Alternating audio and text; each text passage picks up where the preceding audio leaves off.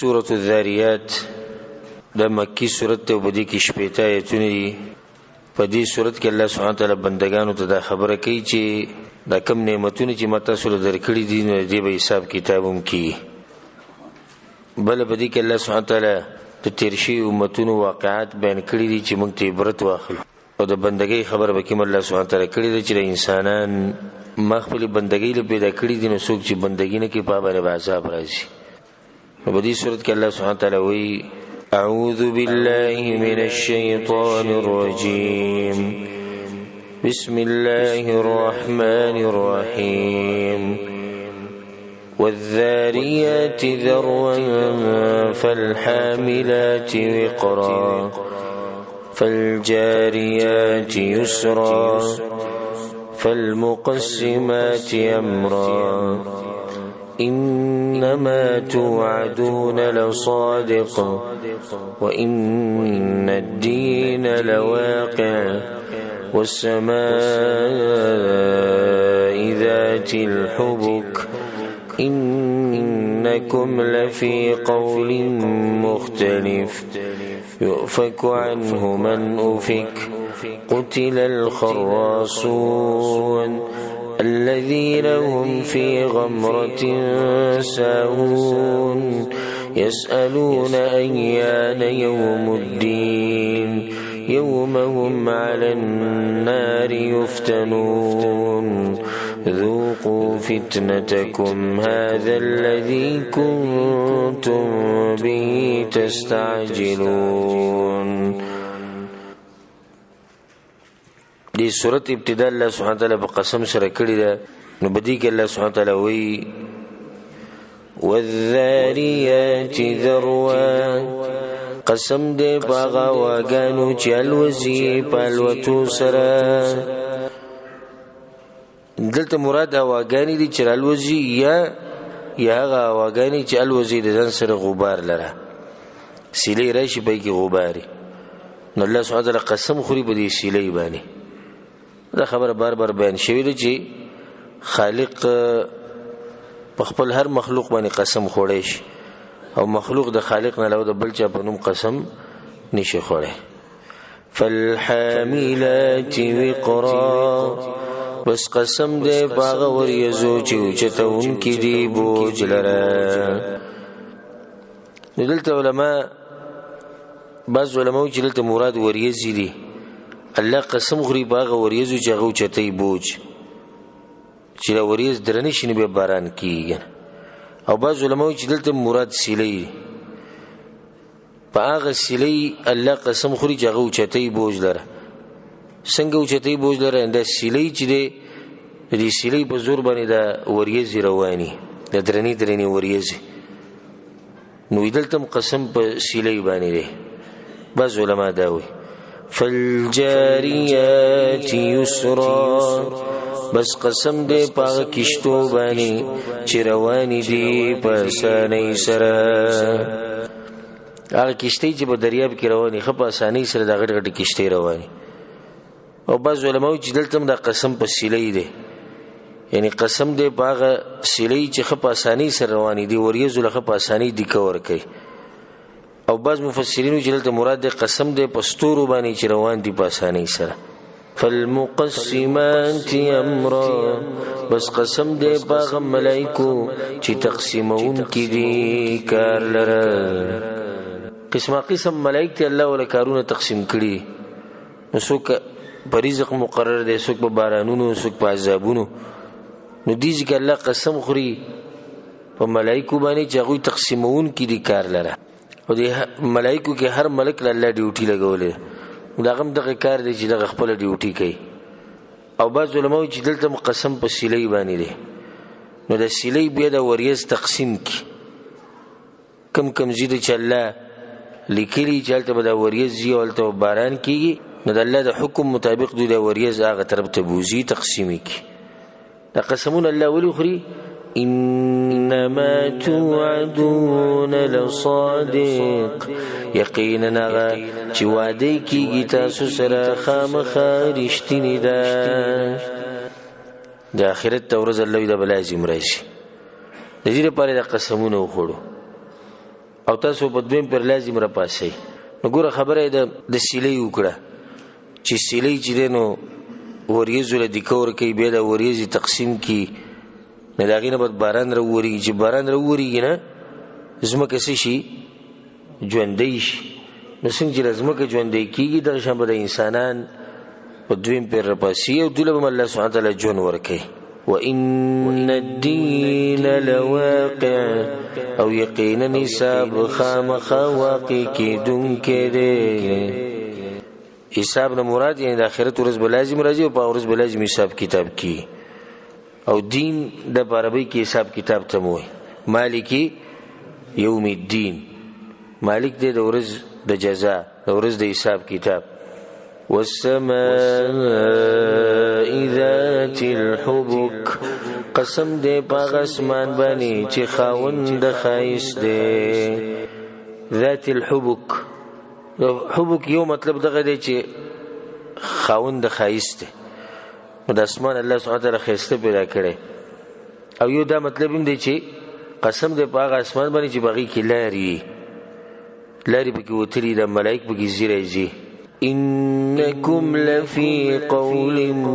مختلف، یقینا خامخا تاسو په خبرو ګډوډو کې. د الله د مکې مشرکینو ته وایي چې ستاسو دا خبره یوه خبره نه ده، ټول ګډې وډې خبرې. څوک وایي چې پیغمبر صلی الله علیه وسلم شاعر دی، نو څوک وایي لیونی دی، او څوک وایي دی مال غواړي، څوک وایي په ده پیریان دي، څوک وایي دی بیمار دی، نو څوک وایي دی مشرتیا غواړي، نو څوک وایي دی جادوګر دی او د سره چې کومې خبرې د جادو دی، او څوک وایي دا خبرې د ځان نه جوړې کړي، او څوک وایي دا ورته بل چا ښوولي.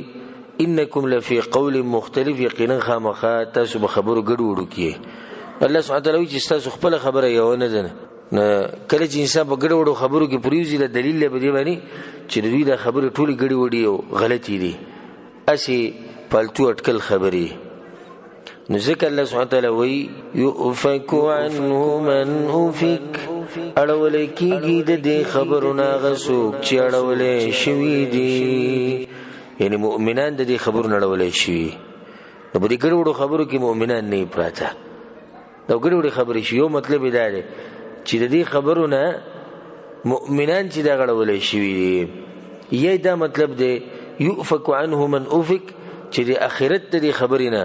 او د قیامت د دې ورځې نه او په دې باندې د ایمان نه او د توحید نه هغه څوک اړولی شوي دي چې هغه بدبخته دي، او هغه دغه د مکې د مشرکان او څوک چې دوی په لار دي. په دواړه معنی پکې دننه پرتې دي. قتل الخراصون، تباشو پاټکل باندې خبرې کوونکي. تباشو نو دا اټکل باندې خبرې څوک کوي؟ د مکې مشرکان چې د هغوی یوه خبره نه ده، کله یو سوی او کله بل سوی. الله سبحانه وتعالی وایي چې تبعید د دوی لپاره. الذین هم فی غمرة ساهون،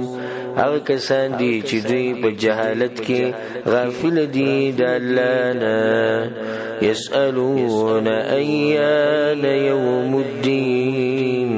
تپوسونه کوي چې کله به وي ورځ د حساب کتاب. او تپوس دا په یو څو قسمه. یو تپوس هغې چې انسان ټوغې کوي، نو دا کم تپوس چې به دوی کوو دا د ټوغو دپاره. پیغمبر نه به تپوس وکړه دا ورځ به کله راځي، نو دا نه چې د هغوی په دې ورځ باندې ایمان و، بلکې دا خو هغوی یوه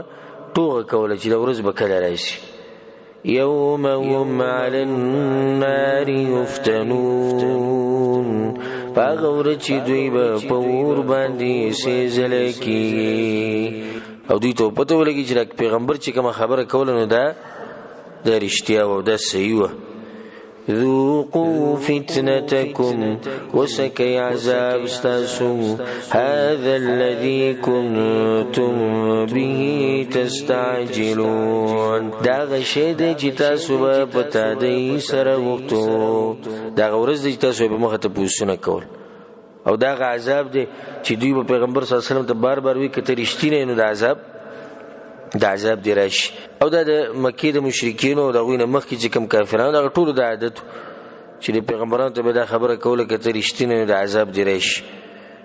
نو الله سبحانه وتعالی وایي چې موږ به ورته دا خبره وکړو په آخرت کې چې اوس وسکئ دا خپل عذاب، او دا هغه عذاب دی او هغه ورځ دی چې تاسو په تادۍ سره وخته په مخه هم تپوسونه کول، او دا تپوسونه هم د هغوی دي چې یو ټوغه غونته کې وه. اوس الله سبحانه وتعالی زیری ورکوي هغه کسانو ته چې په دنیا کې د تقوا ژوند تیر کړی او په آخرت باندې د هغوی ایمان و، آخرت یې منو، پیغمبر یې منو، د قرآن یې منو او د شریعت مطابق ژوند یې تیر کړی دی. الله اوس د هغه خلکو تذکره کوي او دا خبره مخکې بیان کړې چې د قرآن دا قانون دی چې جهنمیان ذکر کړي نو هغوی پسې جنتیان ذکر کوي، او چې جنتیان ذکر کړي نو هغوی پسې جهنمیان ذکر کوي. او دا دې لپاره چې انسان ژوند تیری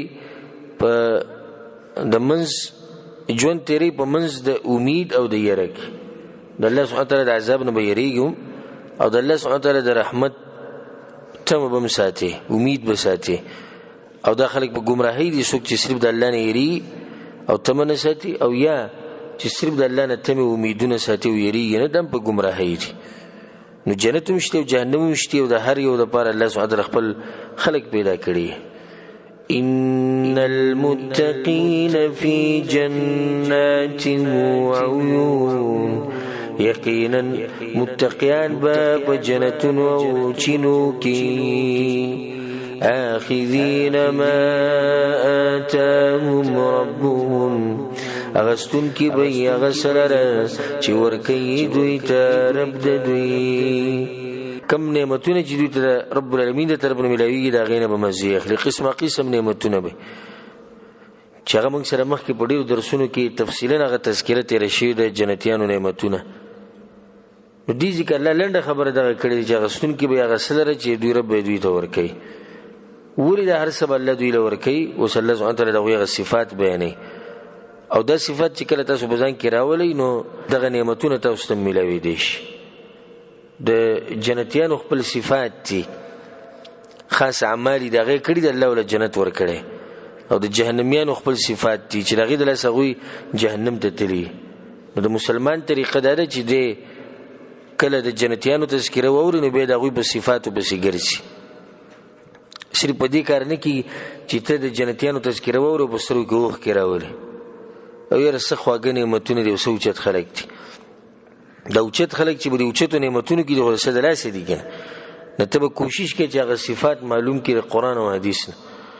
چې دا کوم صفات دي چې د هغې د لاسه دا انسانان جنت ته رسېدلي چې موږ هم په ځان کې راولو.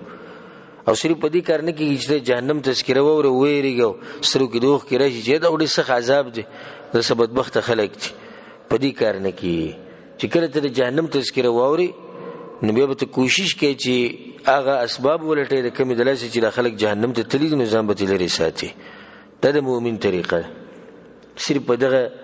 اورېدو سره کار نه کېږي. الذین یستمعون القول فیتبعون احسنه. الله د مؤمنانو شان ذکر کړی چې هغوی خبره اوري نو بیا یې تابعداري کوي، بیا پرې عمل کوي. او صرف یو خبرې ته کېناسته او محض اورېده دا څه دومره غټه خبره خو نه. نو دې ځکه الله سبحانه وتعالی اوس د متقیانو هغه صفات را نقل کوي چې د څه د لاسه دوی جنت ته تلي. نو یو صفت یې دا دی انهم كانوا قبل ذلك محسنین، یقینا دوی مخکې د دې نه نیکي کوونکي، مخکې د دې نه یعنې په دنیا کې. او دا خبره موږ په تېر شوي درسونو کې ذکر کړی و چې د جنتیان چې جنت ته ځي نو هغوی اعمال کړي، کوشش یې کړی. کلوا واشربوا هنیئا بما اسلفتم فی الایام الخالیه. الله یې خورئ او څکئ په خوشحالۍ سره، مبارک دي تاسو ته نعمتونه په دې وجې چې تاسو په تېر شویو ورځو کې اعمال کړي. نو دا خلک چې جنت ته راغلي دوی نیکیانې کړي، احسان پکې دننه پروت، او احسان یو د خالق سره او بل د مخلوق سره. نو د مخلوق سره احسان دا دی چې ته د هغوی حق ادا کړي، د هغوی سره نیکي وکړي، د هغوی سره ښېګړه وکړي. او د الله سره احسان دا دی چې ته د هغه بندګي په توجه سره وکړي. حدیث کې راځي احسان دې ته وایي چې ته د الله داسې بندګي وکړي لکه ته چې الله وینې، داسې په توجه سره لکه ته چې الله وینې. نو چې دا به ډېر کم خلک چې دې درجې ته به رسېدلي چې هغوی به د الله سبحانه وتعالی بندګي کوي داسې لکه دوی چې الله ویني. او رسول صلی الله علیه وسلم که دغه درجه کې نه نو بیا په دې درجه کې کم سے کم چې د سوچي چې الله مایني د 2 درجې د احسان دي او دوانم به یو بل کې فرق لري یو چته د بل لګي کمزوري ده خو بس خلک دي چې هغه دي احسان دي درجې ته سره رسیدلی نه پاتې ده چې بدی کې د اوچتي درجې ته ورسي الله وی دغه خلک چې کم جنتیان دي دوی د مخلوق سره احسان کوونکي نو د الله سره احسان کوونکي د الله سره احسان دا دی چې تر الله دې سي بندګي کې لکه څنګه چې تاسو ویلي او د الله بندګي په توجه سره وکي لکه ته چې الله یې او کده غنی نو الله ته یې ګوره دوی د احسان په درجه کې د مخ کی صفت ته ګوره كانوا قليلا من الليل ما يهجعون ودوی لکشان د شپې نه چې ودکیدو د شپې به لکشان ودکیدو دغه احسان دی لکه ته چې الله یې نو دوی به په دې عبادت کې دومره توجه چې د شپې به دوی لک ساعت ودکیدو او تهجد د صفت د مؤمن خاص صفت دی او په دې باندې ما مخکې تفصیلی خبرې کړې په ډېرو درسونو کې نه هلته تفصیل واورئ خو دلته صرف اشاره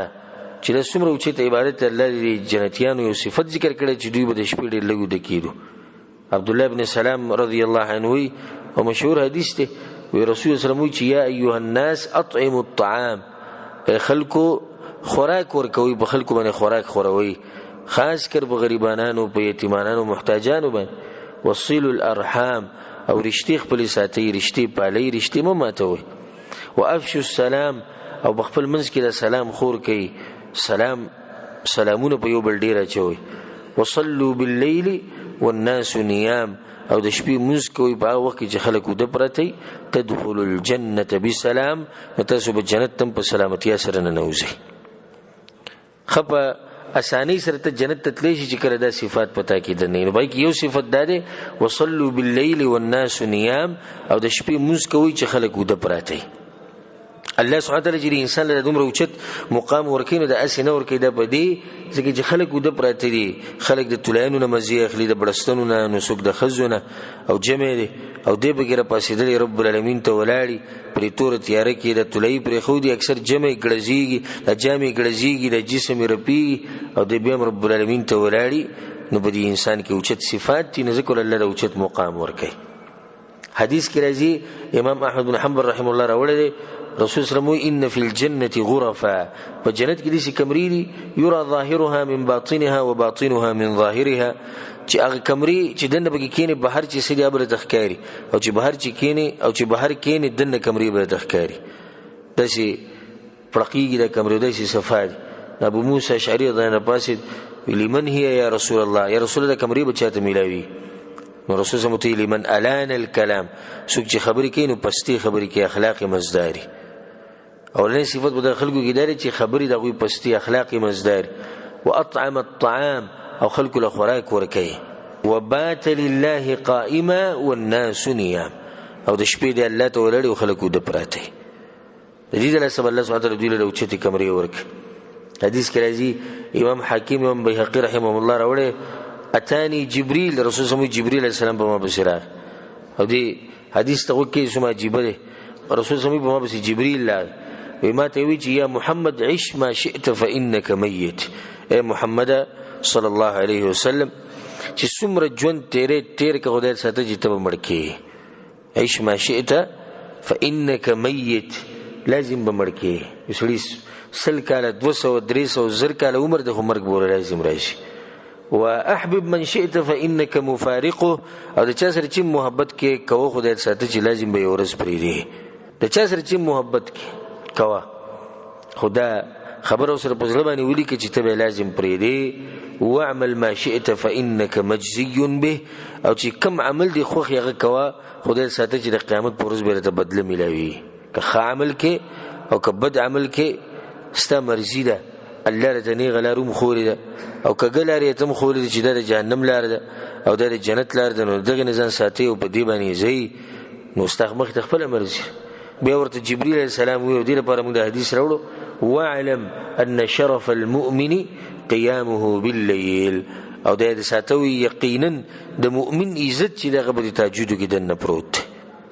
کله چې مؤمن تهجد پابندي کوي او د شپې ولاړی الله سبحانه تعالی ولا عزت ورکوي. یو حدیث کې دا راځي امام احمد بن حنبل امام ترمذی راوړی رسول سموي علیکم بقیام الليل د قیام الليل او د شپې د مونځ په ځای لازم کړئ فانه دأب الصالحین قبلکم. واذا څومره نیکان خلک چې مخکې تیر شوي د هغوی طریقه وه مخکینی چې کوم نیکان خلک هغوی به هم د شپې مونځونه کول او د دې د لاسه ګناهونه الله ریجي رسول سموي او د دې د لاسه الله سبحانه تعالی د انسانانو د مقام اوچتوي. نو تهجد د مونځ چې دا تاسو نه چې د پاتې نشي خیر 2 رکعاته کوه خیر 4 رکعاته کوه خو کوې ته د مؤمن صفت ده که ته دغه جنت غواړې. نو یو صفت د هغوی دا دی کانوا قلیلا من الليل ما یهجعون ودوی لږ شان د شپې نه چې وده کېدو به ځکه الله وایي تتجافى جنوبهم عن المضاجع. الله وایي د هغوی د اړخونه او د هغوی د جسمونه چې د بتولانو ډېر نه لګي چې هغوی د شپې ولاړې رب العالمین ته. او دا د منافق صفت ته په روایتونو کې داسې راغلي چې دا د منافق صفت ته چې د شپې د لرګي په شان پروت او سهار له بیا په بازارونو کې او په لارو کوڅو کې چغې چغارې وایي د انسان منافق دی. وبالاسحار هم یستغفرون او په وخت د پیشمنی کې به دوی بخانه غوښته. تهجد لمونځ کوي چې کله بیا د سحر د ټیم را نږدې سحر د مانځه ده نو په دغه ټیم کې بیا بخانې غواړي. ولې ځکه چې حدیث کې درجه معروف حدیث رسول صلی الله علیه وسلم ان الله تعالی ينزل كل ليله الى سماء الدنيا حين يبقى ثلث الليل الاخير. الله سبحانه وتعالى هر شپه د دنیا د اسمان ته راکوزي کله چې د شپې د اخرنۍ درېمه حصه پاتې شي. الله سبحانه وتعالى څنګه چې هغه د شان سره خی دنیا د اسمان ته راکوزي او دا وی هل من تائب فاتوب عليه سوک توبو باسی چې زوله توبه قبول کم هل من مستغفر فاغفر له سوک بخانه غواړي چې بخانه وته وکم هل من سائل فيعطى سؤله سوک غواړي چې زوله ورکم حتى يطلع الفجر رسول زموږ تر دې چې سحر راوخیږي. نو ځکه په دې ټیم کې د نیکان خلک چې دغه ټیم کې د دعاګانو له زور ډېر ورکوي او د بخانې له او د استغفار له. بعض مفسرین د فائدې ذکر کوي چې کله د یوسف علیه السلام رونو ته پته ولګېده چې موږ دا کار غلط کړی به پښیمانو د خپل پلار ته ووایي چې زموږ دپاره بخانه غواړه. نو هغه ورته ووایي سوف استغفر لکم ربي زه به بخانه غواړم ستاسو دپاره. نو پاټۍ مې ونه غوښته وایي زه به تاسو له وغواړم. مفسرین دا لیکي چې هغه بیا دا بخانه لیټ کړی دی ته چې دغه پېشمني په دې ټیم کې بوله بخانه وغواړم. نه په دغه ټیم کې کم ټیم چې د دعاګانو د قبلېدو لپاره ټیم کې موږ وده پراته یو کمبل یې په ځان راچولي او بیا وروسته په دغې پسې ګرځو چې زموږ د دعاګانې ولې نه قبلېږي زموږ په ژوند کې برکت ولې نشته. نو دی بل صفت شو. یو بل صفت دا دی وفي أموالهم حق للسائل والمحروم او په مالونو د دوی کې حقو د پاره د سوال کوونکي او د نه سوال کوونکي. د دوی په مال کې حقو د حق به لازم ورکو د یتیمانانو د کونډو د غریبانانو زکات صدقې خیراتونه دا به ورکول. نو بیا یو سائل چې سوال کوي واضح سړی ته وایي چې زه غریب یم او ما ته دا د مسله ده هغوی هم دوی مال ورکوي. والمحروم او هغه انسان لم مال ورکوي چې هغه غریب محروم پاتې شوی دی د لاسه چې هغه د چا نه څه نه غواړي نو خلک پرې ګمان کوي چې دا مالدار دی. نو داسې خلک شته چې هغوی د خپل عزت خیال ساتي چا ته څه نشي ویلی چې ماله دا راکړه. نو دا مؤمنان او دا متقیان د دغه خلکو هم خیال ساتي او مؤمن له پکار ځان هوښیار ساتي. هغه داسې چې ستا په خوا کې یو سړی اوسېږي او تا ته پته لري چې دی غریب دی خو هغه تا ته څه وایي نه ته دې انتظار کې مه کښېنه چې تا ته به څه وایي بلکې ته د هغې نه مخکې چې تا ته څه ووایي ته هغه له هغه سره مرسته وکړه او هغه سره منډه ووه. موږ کې دا مرض دی چې دغه انتظار باندې ناست وي چې څوک به راته وایي چې زه غریب او فقیر یم ماله دا راکړه نو بیا به له موږ لږ څه ورکړو که ښه سړی نور دی یو سړي به موږ ته ښه پته کولاو موږ ته پته لګي چې دا سړی غریب دی خو دې څه غوښتی نه شي نه چاته څه ویلی شي ځکه شرم او حیا پکې ده. نو د متقیان دوی له هم مال ورکوي او دغو له هم ورکوي. وفي الأرض آيات للموقنين او پزمکه کې نخې دي د پاره د یقین کوونکو. اوس الله سبحانه وتعالی خپل قدرت نخې ذکر کوي او په دې مسله باندې ما په دې مخکې ورځو کې درس کړو د الله سبحانه وتعالی په مخلوقاتو کې سوچ او فکر کول. نو هغه درس هغه تفصیلی درس. وفي أنفسكم أفلا تبصرون او په نفسونو ستاسو کې نخې دي آیانو نګورئ تاسو. الله ډېر لري مزي خپل ځانونو ته ګوري په تاسو کې د الله د قدرت غټې غټې نخې پرتې. وفي السماء رزقكم او پاسمان کی رزق ستاسو دے وما توعدون او اغس چی تاسو سره وعده شوی دا. پاسمان کی رزق دے ستاسو نو رزق لیکلی شوی دی هلته په تقدیر کې اب موږ ته ملاویږي چې څومره لیکلی شوی الله موږ لازم راکړي. نو غم مکوه فی السماء رزقکم پاسمان کې ستا رزق شته. او بعض علماء دوی چې فی السماء رزقکم یعنی فی السماء رزقکم وی دلته مراد چې باران دی نه باران د برنه کې دلته تاسو الله رزق درک. وما توعدون واغه چې تاسو سره وعده کیږي جنتون بر دی. نو د جهنم او د عذابونو د فیصله دغه تیم مراد دی. بعض علماء وی ځکه چې غمل تلیکلی شي. فورب السماء والارض بس قسم دې پر رب د اسمان او زمکه باندې الله بخپل ځان قسم خوري. انه لحق مثل ما انکم تنطقون یقینا دا قیامت حق دې پشان داغي چې تاسو خبرې کوي. الله دا قیامت بدسي یقینا راځي لکه څنګه چې تاسو لګي خبرې کوي. او دا د عربو محاوره د مشهوره چې هغه د خپل خبرې د یقین کولو لپاره به یو بل ته دي شي وي دا خبره دي سي حق ده لکه څنګه چې وسته د خبرې کې لکه څنګه چې وسته لګي او دا خبره دي سي حق ده لکه څنګه چې وسته دلته ناسي. بلوي د قیامت په دغه شان راځي دي سي حق ده دي سي یقیني ده لکه و چې ستا په خپل خبرو یقین دی دغه شان به د قیامت راځي. هل أتاك حديث ضيف إبراهيم المكرمين آیا راغل دیتا تا خبر د میلمنو د ابراهیم علیہ السلام چې عزت منو. و دیږي که الله سبحانه وتعالی و د دې ځنه الله سبحانه وتعالی د پوخانو امتونو واقعات راوړي د دې لپاره چې الله پکې د پیغمبر تسلی کوي چې پیغمبر یوازې تنه چې خلک ستاسو مخالفت کې ستانه مخکیم دي چې خلک تیر شي بل دا چې الله سبحانه وتعالی پکې دا خبره ثابتوي چې بعث بعد الموت شتي او بل پکې دا خبره الله ثابتوي چې څوک زما بندګي نه کوي هغه به دي سي هلاک کیږي لکه څنګه چې د مخکینی امتونه ما تبا کړی. ابراهيم عليه السلام په میلمانه راغلیو او دا واقعا موږ مخکې ذکر کړو او دغه میلمانه چې نو د ملائکو جبريل عليه السلام میکائیل علیہ السلام اسرافیل علیہ السلام او دا د خکولی الکانو په شکل کې راغلو سم خکولی الکان. نو دوی رالو په ابراهیم علیہ السلام پس الله ډیر عزتمن میلمانه واغه عزتمن بلازي موزه کې چې ملائکو به ملائکو کې د مشران اذ دخلوا علیه فقالوا سلاما کله چې داخل شو دوی باغ باندې نو وی سلام کو منګه د مؤمن شان دی. سلام د مخ کې دا نه وي چې په خیر له الله دی وبخو اهلا وسهلا او ګډ مارنینګ او ګډ ایونینګ سبا چری مسلمان طریقه دار چې د سلام اچي. نو څنګه چې د میلمانه د ابراهیم علیه السلام ورننه وته اول کاری دا کو وی سلام کو موږ پتا باندې سلام واچو. قال سلام ويا غبت سدي سلامي هغه د سلام جواب ورکړه. دا د مؤمن شان دی چې کله به څوک سلام واچي هغه وعليكم السلام ورحمت الله وبرکاته. نه دا بس خلک زمونږ د غلطي کوي چې څوک به سلام واچي هغه ته په خیر علي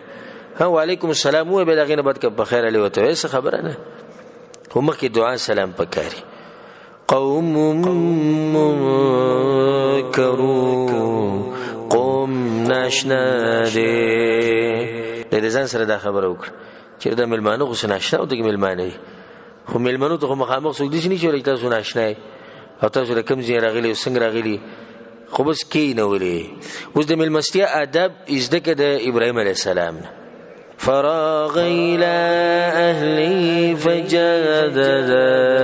بعجل سمين نو پټ لاړو اهل خپلت نو راوړو یو سخه چاق پټ لاړو خپل کور ته دنه هغه سره کېناستو به کور ته نغول یو سخه راوړو د خوراک د پاره چاق بالکل چاق. الله سبحانه وتعالى په سورۃ هود کې دغه واقعه راوړل. په سورۃ هود کې الله وی فما لبث جاء بعجل حنين الله وخت تیر نکو په لک سات کې راوړو سخه ورید کړي شوی. نو اولنې ادب د ملمستیا ده چې د ملمنه به ته پوښتنه نه کوي چې ته خوري او کنه خوري. دا باز کې سم په چور چیرې وبسو کې پروت راوالو اکه ډوډۍ راوالو تخپل اندازه ولګو کبل پرز دا ټیم د روټي نه یو غالبا اندازه ګومان ستدای چې د سړي روټي خړلې ده او ته حالات معلوم دي نو بیا چې روټي نه بعد خلک سکه غولوک کنه دا ټیم د ډوډۍ دی ای بازو بس ورشي سړ به ته وګري سره والو نو څوک خو سویل نه چې سره واله خو ته سو کنه ابا بیا مخې تخپل کارو کی تخپل کار کوغه خپل کار کې ابراهيم عليه السلام خپل کارو کنه خیر راوړو نو چاق خیر راوړو نو دویمه فائدہ ده چې په ملمه باندې بخښه خوره. یو فائدہ ده چې ملمه نه بده ته پوښتنه نه کې تنګي وینه دویم په ملمه باندې بخښه خوره. دا به نه کې چې کور ته ورشو چې کوم دي زوړ سالم پروت یا پالتو شي پروت یا ول راوړ نه لاړ بشي نو چې خسرته ملو شو هغه براوړي. فقربه اليهم نو نږدې کو هغه دوی ته تدریم ادب دی. ډوډۍ ته لري نه دی خو دې چاغو ته تاسو راځي بلکې ډوډۍ هغه ته نږدې کې خو ده نغسخه ویل ورت کړی شوی سخه هغه غوي ته مخ ته کېخو. قال الا تاكلون ورته وی اي نه خوري تاسو ادب ګور دي شو ته نه چې خوري کنه دي شو ته نه امر ونکو ته پوښتنه کوي تاسو نه خوري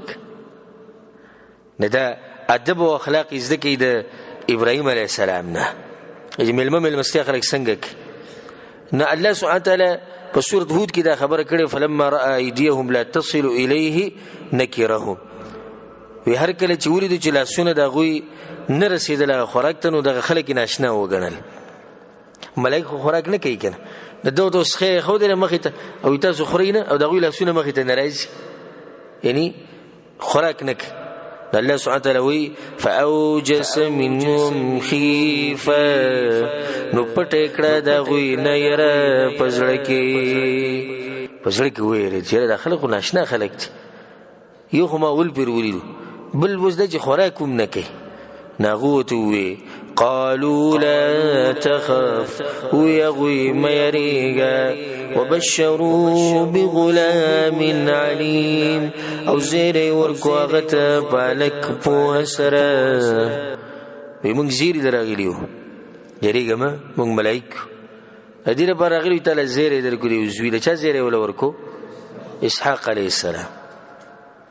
داغه زیری ول ورکو په کوم ټیم کې چې زیری ورکو نو په دغه وخت کې ساره د 9 کالو دی او کوم سلو ابراهيم عليه السلام د سلو کالو یا د سره پاس سلو کالو په هغه ټیم کې ول زیری ورکو او د دین مخ کې د ابراهيم عليه السلام یو زویشتي دغه څوک دی اسماعیل علیه السلام هغه د هاجری زوی په دې کې د زیری د اسحاق مبارک اسحاق علیه السلام نجکل غوی د زیری ورکو فاقبلت امراته في صرا ورمخ مخشوا خزدغ پچغه کی فصكت وجهها نوي وهو مخبل وقالت عجوز عقيم او وی زخو بډیم شنده مخ خپلو تاسو خل کړي د خزي چې کله تعجب کړي خپل مخ وي نه تندیل د مخلص په رجلاله وي زما بلا بچي کی زه بډای تعجب کړه او په سورۃ هود کې الله سبحانه وتعالى په سورۃ هود کې الله دا خبرم کړی دا وقالت يا ويلتا أألد وأنا عجوز وهذا بعلي شيخا ويغي تعجبي وكوچ آیا زب بچیر اولما او زب بودی مودا خاوند هذا بعلي شيخ ده زن بودای ان هذا لشيء عجيب یقینا دا خو ناشنا خبرته سوک نغوت و تعجبین من امر الله تتعجب کې د کار د الله نه الله خو هر څه کولای شي نزدیک ولدیږي کې جواب ورکو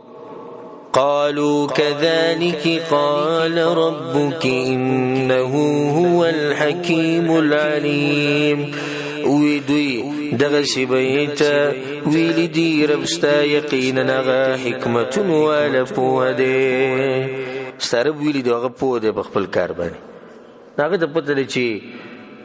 څنګه بتا سره بچی درکې او څنګه بنه درکې دی باندې الله پوده ابراهيم عليه السلام په ځل کې دا خبر رااله چې زده خو سیده خو چې ملائک دومره ډیر راغلي دي نو یوازې د زیری د پاره دومره خلک نه راشي خو بل څه چل وي نو ځکه دې تاسو کو قال فما خطبكم ايها المرسلون ويدا نو سده لوی کار ستاسو را لګلې شو ساسو بل څه غټ کارو مشتي یوازې دانه هغه ته خبره واضح وکړه قالوا إنا أرسلنا إلى قوم مجرمين ويغوي يقينا مغرا لګلې شوی یو قوم مجرمانو ته اسوکتي لوط علیہ السلام قوم موږ دا غوې ته تبعید پر راغلیو نو پتا باندې دي تیر شو طلب زیری درکو او غوې به تباکو د الله سبحانه تعالی کارونه یې هم په دغه ملائکه ابراهيم عليه السلام له زیر ورکو هم په دغه ملائکه باندې بوس دغوي د لوط عليه السلام د قوم تبا کوي لنرسل عليهم حجارة من طين دې د پاره چراولي ګو باغوي باندې کانی د خټینه جوړ شوی مسومة عند ربك للمسرفين چې نشاندار کی بنز دربستا د پاره د زیاتی کونکو په هر کانی باندې نوم لیکل شي او دغه واقعا مونږه ذکر کړی د لوط علیه السلام تذکره په قران کې د ملائک بیا د تلی بیا غویرالو چې زموږ د لکان په کار دی بیا الله سبحانه تعالی غوی تبا کړو چې د زید دغه تفصیل نه فأخرجنا من كان فيها من المؤمنين نرويست المنغا سوق چې بدی کلی کیو د مؤمنان سوق بدی کلی کی لوط علیہ السلام دا غلونه فما وجدنا فيها غير بيت من المسلمين نو نموندو منگا بدغ کلی کی سیوا د یوی کوټی د مسلمانانو نه الله بټول کلی کی یو کوټو د مسلمانانو الله اکبر اباز مونږ ته وی شیخ ستویر فلیدین کو نو کلی کو زه واځي منه خلک کما مړکی او ته ماته چې په قران او حدیث باندې عمل کوو خلک خو بټول وی چې دا یو وابي راغلی دی کلی ته الله فما وجدنا فيها غير بيت من المسلمين په ټول کلی کی یو کوټو د مسلمانانو او پای کې لوط علیہ السلام یوازې او دغه لونه دي ته ایمان دي ته مسلمانان دا سوچ باندې کې چې څوک را سره مرګري دي څوک نه دي او کلی کې څومره خلک دي څومره نه تخپل کار کوا خپل دعوت چلاو خپل بندګي د الله سبحانه تعالی کوا وتركنا فيها آية للذين يخافون العذاب الأليم او پری خودو منگا بدی کی او پری خودا منگا بدی کی نخا د پار دا کسانو چیریږي د عذاب درناک نه الله یو کله منگا یو نخو ګرځول دي خلکو د پار کم چې الله د عذاب نه یری وفي موسى او نخدا بواقع موسى عليه السلام كي إذ أرسلناه إلى فرعون بسلطان مبين كالتي وليقو منغاغا فرعون تبدل الخكار سرا فتولى بركنه وقال ساحر أو مجنون نواردو بطاقت خبل او ویوی دا جادو گردیالی ونیدی دا واقع موږ صرف ترجمه وکړو دا واقع ته معلومي زه په قرآن کې سره هغه تفصیل برابر نشي کوله د دې ځکه الله اشاره کوي صرف واقع د موسی او د فرعون چې موسی علی السلام مالګل فرعون ته بخکار دلیلونو سره هغه په جواب کې وی چې دا جادوګر دی یا لیونه فأخذناه وجنوده نراوني ومنغ فرعون أو لخكر داغا فنبذناهم في اليم وهو مليم نغزار کرو منغاوي پدریاب کی او دے ملامت کون کے او خپل ځان لره کم ټیم کې چې بتبعیر له نو ځان ملامت کوي چې ولې ته ایمان نه راوړو نه لاړې غرق شي. وفي عاد أو بعديانك هم نخدا إذ أرسلنا عليهم الريح العقيم كلا چراولي قلا من قباغوي باندي سلعي شندا يعني ببركتا خیر نو باغ سلی کی دغه د الله تبا کړو عادیان چې الله غوي تسوک لګلو هود علیہ السلام ما تذر من شيء أتت عليه نيبري خودوي شيء چرات لب پاغي باني إلا جعلته كالرميم مگر وبي گرزو پشان داڑو کی زر نمزور ورسیلیو. وفي ثمود أو بسموديانك هم نخشتي إذ قيل لهم تمتعوا حتى حين كلتي وليش وغيتا فايدي واخلي تريو واخبوري. سموديان دوی پیغمبر سنوم دی صالح علیہ السلام کله چې دوی د او خلاله کړه نو دوی ته ویل شو چې درې ورځې مزي واخلي. فعتوا عن امر ربهم ندوینا فرمانی وکړه د حکم در بخپلنا فاخذتهم الصاعقه نراونی ولدوی لرا سختندر یا سختی چغی وهم ينظرون او دوی یو بلتا کتل فما استطاعوا من قيام وما كانوا منتصرين نو طاقت نلرو دوی د پاسیدو او نو دوی بدلا غستون کی بخپل طاقت نلرو الله دې تبا کړو پراتو د غشنه الله ویني زموږ نه بدلا غستې شو. وقوم نوح من قبل او تبا کړه دې منګه قوم د نوح عليه السلام مخکې د دوینا انهم كانوا قوما فاسقين یقینا هو غوي قومنا فرمانا. والسماء بنيناها بأيد وإنا لموسعون او اسمان جوړ کړه دې منګه پتاقت سره او یقینا منګه فراخون کی دغیو بأيد دلاله سنشتي څنګه چې دغه د شان سره خای خو دې کې مراد طاقت ته الله موږ د اسمان پیدا کړی دی په خپل طاقت وإنا لموسعون او موږ فراخون کی دغیو. اسمانونه د کیناری چې د وسمرو روزیتی او دا خبره اوس د ساينسدانانو مخکاره کړي او تسلیم کړي دا چې د کائناتو کې وخت په وخت پر اخر راځي نو د اسمانونو چې د کیناری رورو د پراخ کیږي غټي نو دې ځکه الله دا خبره ته اشاره کړي. والارض فرشناها او زمکا خور کړي د منګه فنعم الماهدون نخا خورون کیو منګه. ومن كل شيء خلقنا زوجين او د هر شي نه پیدا کړي دي منګه جوړي لعلكم تذكرون دې د بار چې تاسو نصیحت واخلئ. د هر شي نه الله د جوړې پیدا کړي نر او ماده خوږ او تریخ اسمان او زمکه دنیا او آخرت سړی او خزه نو د په حیواناتو کې دي په جماداتو کې دي په بوټو کې دي پارس کې الله د جوړې پیدا کړي او دې لپاره الله چې تاسو نصیحت واخلئ. ففروا الى الله نو تختی تاسو د الله طرف ته چې خپل رب مو پیژندو چې دومره زور ور دی الله ویني بیا سې انتظار کوي بیا منډه کوي دغه طرف ته ځکه دا خبره ساتي د سې نه چې یریږي دغه نه بلري منډه وي او د الله نه چې یریږي نو دغه طرف ته منډه وي ځکه دې کې ففروا الى الله د الله طرف ته منډه وي. إني لكم منه نذير مبين یقینا زتا سلرا داغد طرفنا ير دركون كيخ كاريما ولا تجعلوا مع الله إلها آخر او مگر زوید الله سره حقدار د بندګي بل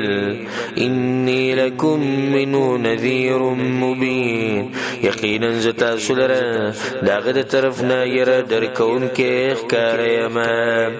كذلك ما أتى الذين من قبلهم من رسول دغشان ندر اغلا کسانو تا چې مخکیو د دوی نه هیڅ پیغمبر الا قالوا ساحر او مجنون مگر ویلو دوی جادوګر دی یا لیونه دی. الله وی د دې مشرکین مخکې چې چاته موږ پیغمبران لګری دي نه غوي تم دغه پیغمبرانو تم دغه قومونو سی ویلي دي یا به ته جادوګر وي یا به ته لیونه. ساجيبه خبره کې الله اتواصوا به ايد یو بل توصیت کړي دي په دې خبره. الله دې ښکاری لکه دې ټول یو بل سره اتفاق کړي چې پیغمبر راشي حق بیانې موږ ته سوایو موږ به چې د لیونه کله به چې د کوډګر دی او کله به چې د جادوګر دی. نبی الله وی بل هم قوم طاغون بلکې دوی یو قوم دې سرکشان فتول عنهم نو مخواړه د دوی نه یعنی په خسته طریقې سره دوی نه مخواړه دوی د کنزلو جواب مور کوه خپل دعوت جاری ساته. ګوره کله چې تاسو حق بیانوي نو دښمنی بر سره خلک ډیره کوي قسمه قسم خبري به خلک کوي ته دې ټول خلکو د خبرونه به مخاړي خپل کار به مخې ته بوزي او کدي چې دار چا خبرې ته ودرېږي او سوچ پکې کې چې دوی ماته دا خبر وکړه ولي کنځلي وکړه ولي بدره دی ولي ماته کاګو کته ولي ماته ورانو کته ته بچ خپل حق بیان نه کوي دعوت په مخې ته لاړ نشي خلک پرې دا ځکه دا مشهور خبره ده چې څوک دا وی چې ټول خلک راضي کوم نو د سړک مقل لیونه شي ځکه چې ټول خلک چرته ناراضي کی لازم به څوک خپي او څوک بسې اب راضي تخپل کار کوو کوشش کوو چې الله دې ناراضي شي او چې الله دې ناراضي شي نو د مخلوق بدرنه هم راضي شي او چې د مخلوق د ناراضي او چې الله ناراضي نو هیڅ نه لګټلی او نه تاسو رسشتي نزك الله فتولى عنهم مخواړه ودوینه فما انت بملوم نو نیت ملامت کړی شوی یعنی کته دوی نه مخواړه نو په دې باندې ملامت کړی شوی نه ځکه چې نصیحت خو تا کړی مخواړه خدا کار به جاری ساتي وذکر او نصیحت کوا فإن الذکرى تنفع المؤمنین یقینا نصیحت فائدہ ورکي مؤمنانو ته پیغمبر نصیحت کوا نصیحت پنه پری نصیحت مسلمانانو له فائدہ ورکي مؤمنانو له فائدہ ورکي نو بخپله به کېدنه دا خبر رااله چې یو سړی د نصیحت نه فایده وانخلي نو دا سړی د په ځان باندې ویری چې کوم سړی باندې قرآن او حدیث اثر نه کوي قرآن او حدیث باندې ولکېږي او دماغ شان دی جونې نه بدلېږي چې په ځان باندې ویری نه د داعي کار دی نصیحت کول او د مؤمن چې کوم یوري دغه کار دی چې د نصیحت سکی دا قبول کی وما خلقت الجن والإنس إلا ليعبدون او ما ندی پیدا کړی پیریان او انسانان مگر د دې لپاره چې بندګي وکي زما د ټول مقصد دې د هر څه د پیدایش د الله سبحانه وتعالى بندګي کول موږ دې لپاره ګورنی پیدا چې د خزیو ساتو بچیو ساتو خېټه ډکی کو کورونه جوړ کو دې لپاره غوړې موږ نه دغه جون خو زناورم تیرې نو به موږ په زناورو کې فرق څه شو زناورم خېټه ساتي کنه ساتي زناور خېټه خزناورم شهوت پوره کوي نه شهوت هغه پوره کوي خېټه هغه ډکې او شهوت منګم پوره کو خېټه منګم ډکو صرف دغه پوره ودرېګو او خبره ختم شي بیا موږ زناورو کې فرق څه پاتې شو موږ دغه په شان شو فرق دا دی چې موږ د الله سبحانه وتعالى بندګي وکړو اصل مقصد دنیا ته راتلو هغه پیژنې هغه دی د الله سبحانه وتعالى بندګي کول او د دنیا ګټل او د رزق ګټل د یو ضرورت دی نو په ضرورت او په مقصد کې فرق پیژنې مقصد یعنی د انسان هدفي او ضرورت چې څومره ضرورت محسوسيږي خلک یې کوي لکه ته چې ډاکټر لور شي او تعالی ترخه دوايي درکې وی علاج دل درکې نو دا ته نه وایي چې علاج په مخه خوره داسې ته وایي وایي نه دا ګولۍ به خوري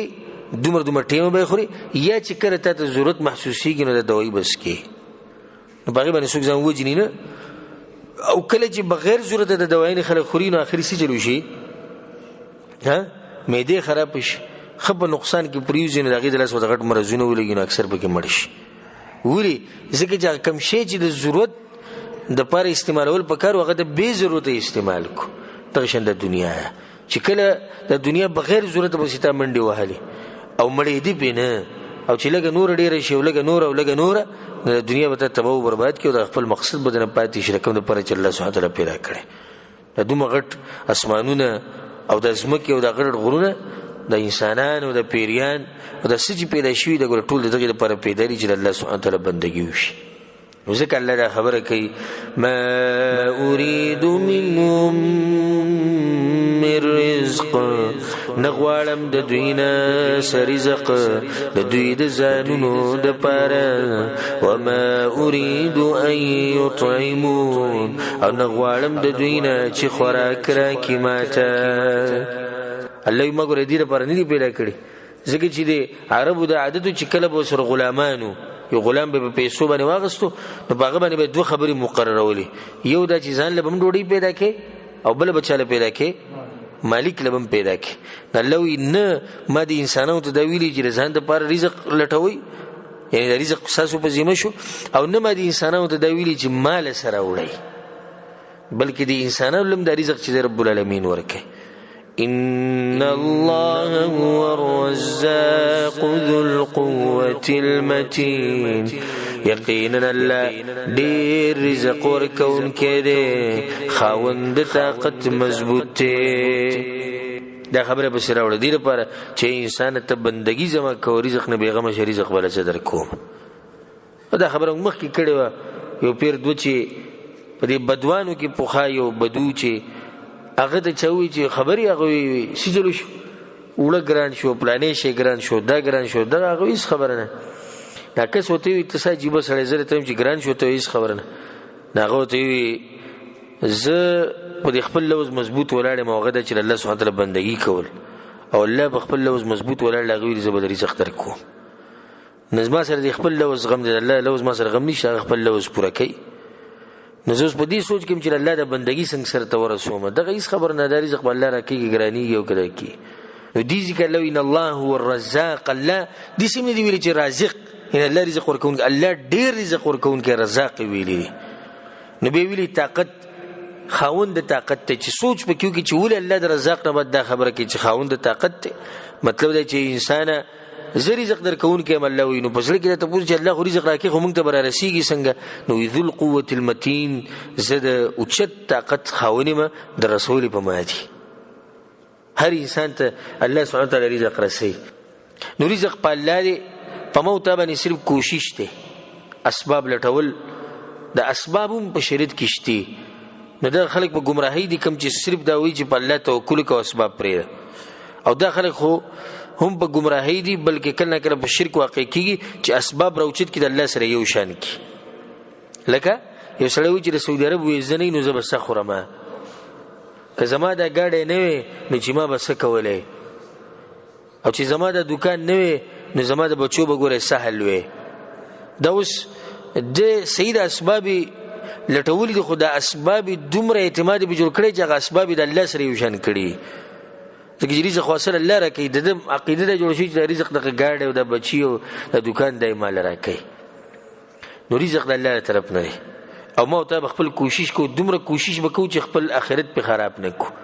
چې څومره ورته ضرورت کله چې الله د رزق یو دروازه بنده کړي الله سبحانه تعالی به ورته د یوې دروازې په ځای باندې ډېرې دروازې کولاو کړي نو هېڅ غم مه کوه که یو دروازه بنده شي نورې 100 دروازې به ته الله کولاو کړي الرزق یأتي قدرا على مهل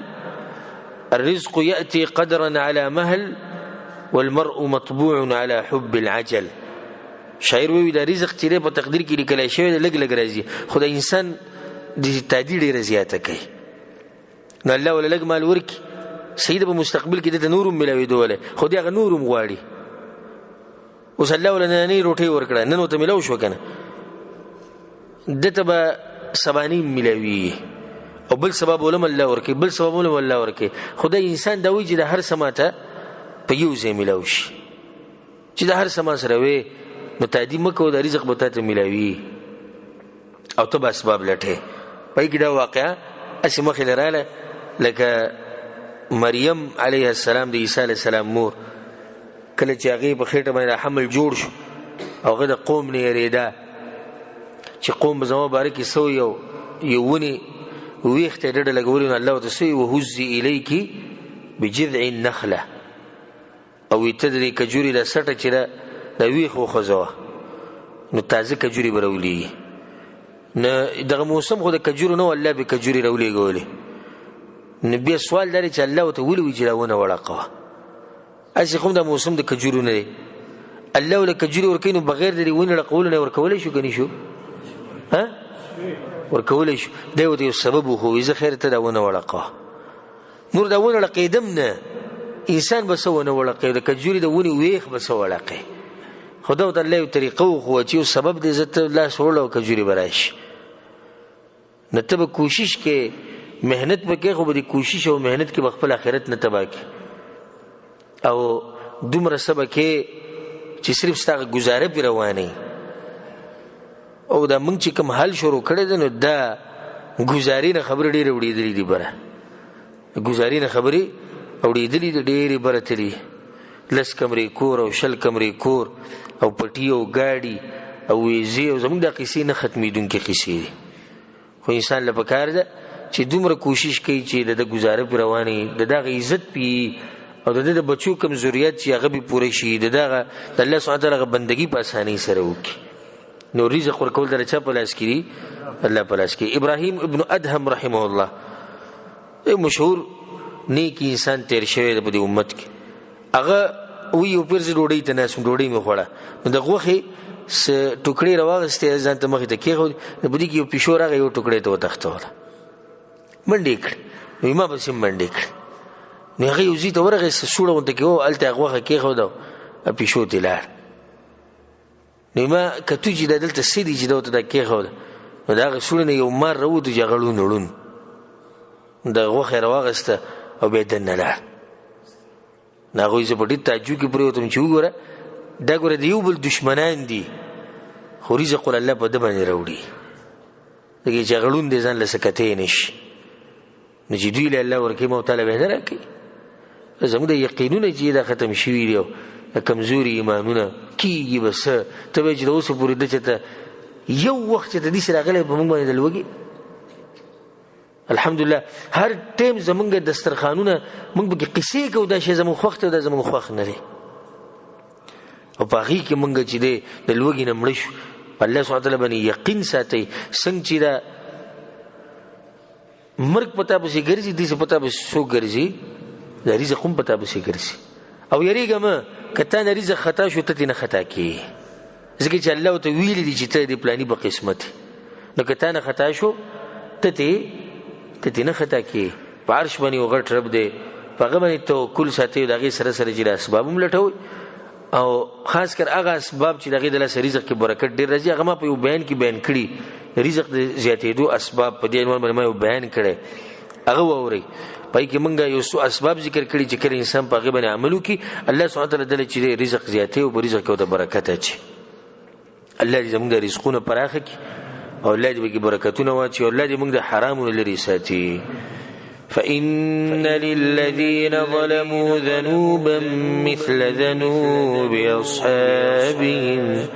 نو یقینا کسانو لره چې ظلم کړي دي برخه د عذاب ده پشان د برخه د عذاب د ملګرو دا وي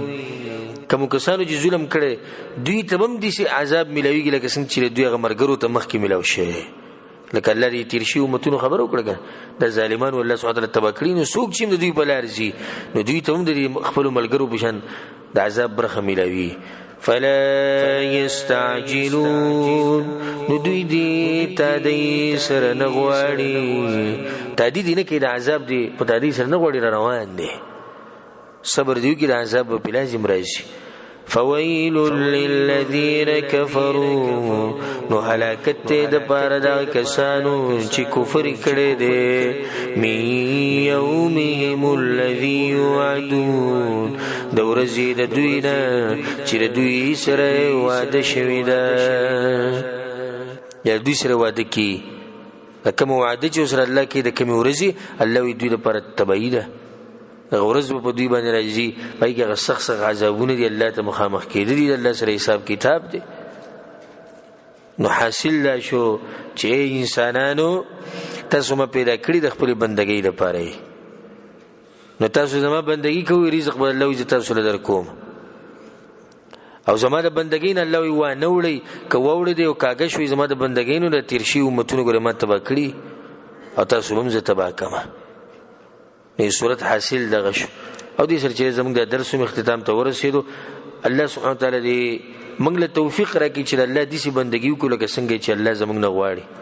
او الله سبحانه وتعالى دې موږ له توفیق راکړي چې موږ د الله سبحانه وتعالى شکر ادا کړو او الله سبحانه وتعالى موږ له توفيق راكي قرآن وحديث ما عمل كولو هذا والله تعالى أعلم وصلى الله على نبينا محمد وعلى آله وصحبه أجمعين.